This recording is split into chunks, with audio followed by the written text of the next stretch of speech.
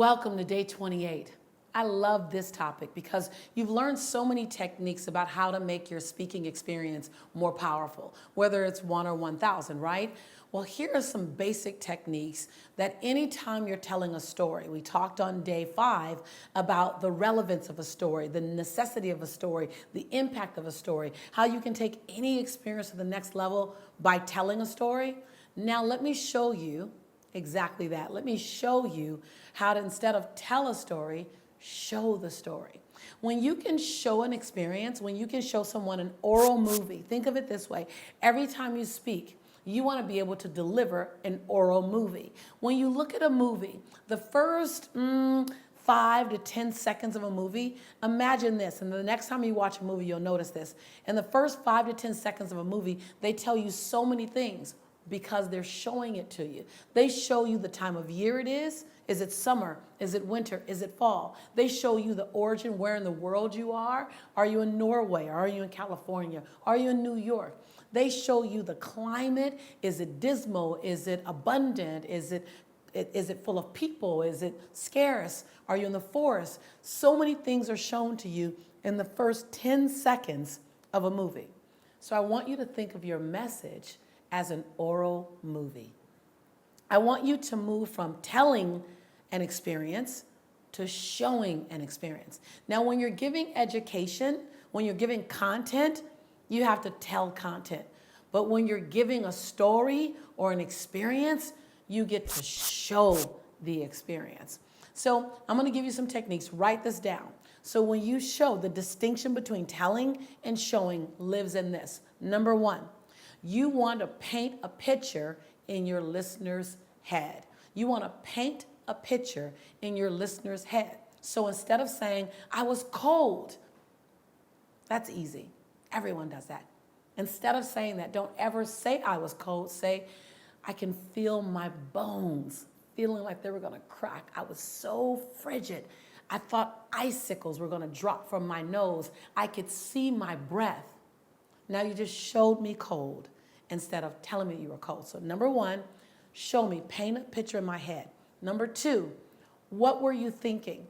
Tell me what you were thinking. So where most speakers drop off, if you want to elevate your impact, most speakers don't take you inside their head. They want to take you inside your head. They want to give you what they have in terms of intellect, but they don't take you inside their head in terms of what were you thinking? What were you thinking? So I thought, I don't think I've ever been this cold before in my entire life. I kept thinking, why do people live here? Why would someone come to a place like this where it's 30 degrees below? So now I'm taking you in my head. So when you combine them together, and you take me in your head, you paint a picture for me. The third technique, tell me what you're feeling. Tell me how you're feeling. So when you're going into an experience where you want to say, I was hurt, instead of saying I was hurt. And oh, by the way, this translates so powerfully in book form. So if you're writing a book, or if you're thinking of writing a book, if you've already written a book, but you told the story in the book, in your next book, make sure you show the story. Or in your wherever you are in the journey of sharing your story via print, show the story. What made both No Matter What and Abundance Now, both of my premier books, what made both of those bestsellers was that I showed story after story. In between my intellectual content, I would show a story. Then I'd deliver intellectual content and value, then I'd show a story. So people felt like they were watching a movie while they were reading. How do you show hurt? Instead of saying I was hurt, you say something like this. I felt like my heart was being squeezed until I couldn't breathe. I felt like the oxygen in my throat left me. I felt like I'd entered into a dark place that I'd never get out. I felt like I had found a new rock bottom. I'd never felt this level of pain before. Yeah, it takes more words, but it's like 10x more impactful. So the context of this particular course is to move you from telling over to showing. Showing requires you to give more texture. What were you seeing? What were you feeling? What were you thinking? When you take us there, oh wow, you take me to a place that you've never taken me before. I was in the shower once, and as I got out of the shower, I began to dry my body. And as I began to dry my body, pictures of my head, pictures began to jump around my head of someone else touching my body.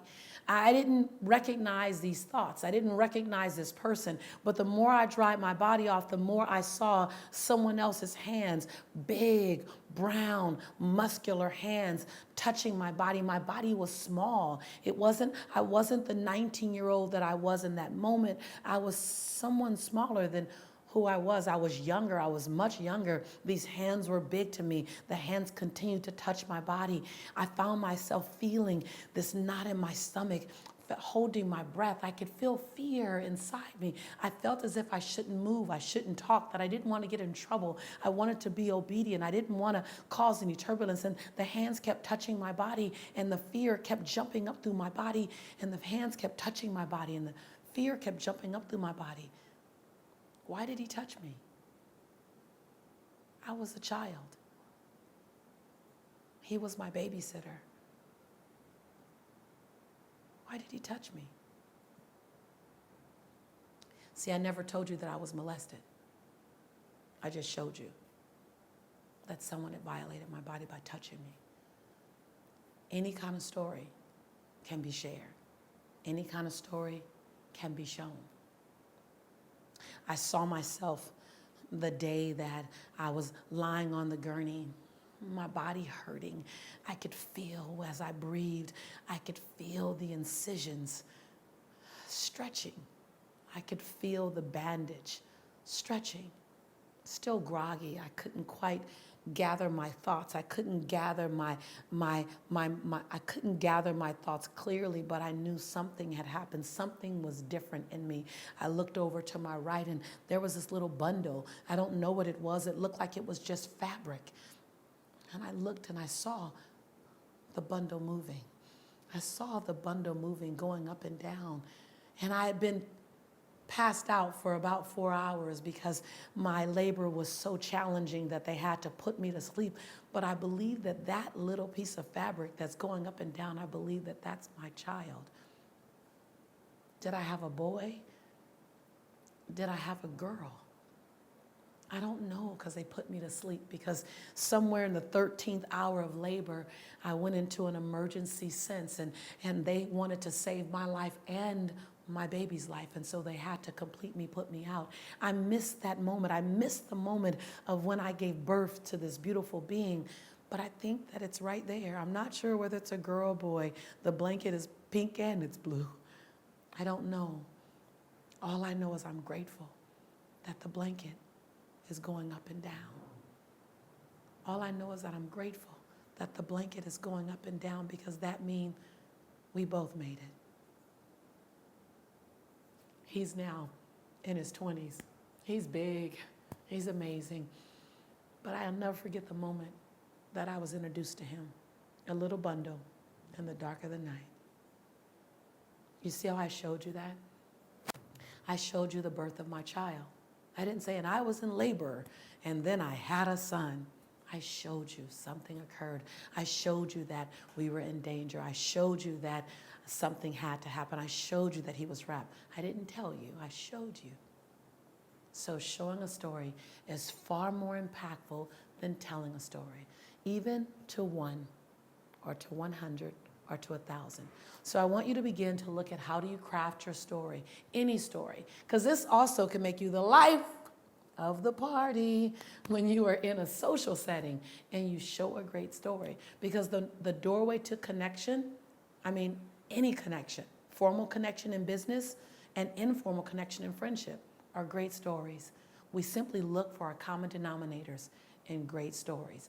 And in order to have a great story, you must first commit to becoming a great storyteller. Truly, the art of a good story isn't that it's rehearsed. You don't have to rehearse authenticity. Simply have the guidelines and the formula to telling any story that you're going to tell. Simply saying, what was going on in my head? What was I thinking? What was I feeling? And then you can begin to unpack it. And you'll start by telling it. And then what you'll do is at some point, you'll turn from telling it to showing it. Telling it to showing it. Telling it to showing it. So give yourself permission to bring people inside your heart. Give yourself permission to bring people inside your emotion. Permission to bring people inside your mind. Because as long as you're out there, there's an experience of telling. But the moment you let people come in here, then you can show them what you saw from your angle. And when they can see it from your angle, all of a sudden you become 3D. All of a sudden you bring someone into your virtual reality, and now they're living life through your lenses. Oh, what a great gift. I wanted to take you a little deeper or a lot deeper into showing. Because when you can pull that up, practice it, harness it, it won't start out perfectly, but you'll elevate on a constant level. You do that. You begin doing that today, and you've already 2x'd your ability to connect with people. You've already 2x'd your presentation style. You've already 2x'd the way that you draw people in just with this one technique here. So I'm excited again to be with you. I'm excited to continue to deliver and coach you on ways to become a more impactful speaker. No matter how big, I'm excited to continue to coach you on becoming a more impactful speaker. Tomorrow, we're going to cover some really juicy things, so don't move, right? Make sure you're on time tomorrow. Make sure you're ready. Make sure you're fully present. Until then, remember 2 things. Your mirror work, very important, key, and critical. And 2, the enrollment exercise. We're still inside that. Just know that when you develop that muscle of enrollment, it will take you through personal relationships, new partnerships, new clients, investors if you choose. That art of enrollment is something that's universal, which is why I want you to spend 4 to 5 days working on mastering the art of enrollment. I want you to walk away from this program going, hold on, I want to spend the next 30 days mastering the art of enrollment, because everywhere you go in the world, there are people that you're going to meet that you're going to want to enroll in your vision and your journey because you like them and you want them to like and love you. So stay on the art of enrollment assignment, and I'll see you tomorrow. And you know, yes, I am. I'm your sister in prosperity and possibility. And yes, I do. I love you, and I believe in you. I'll see you tomorrow.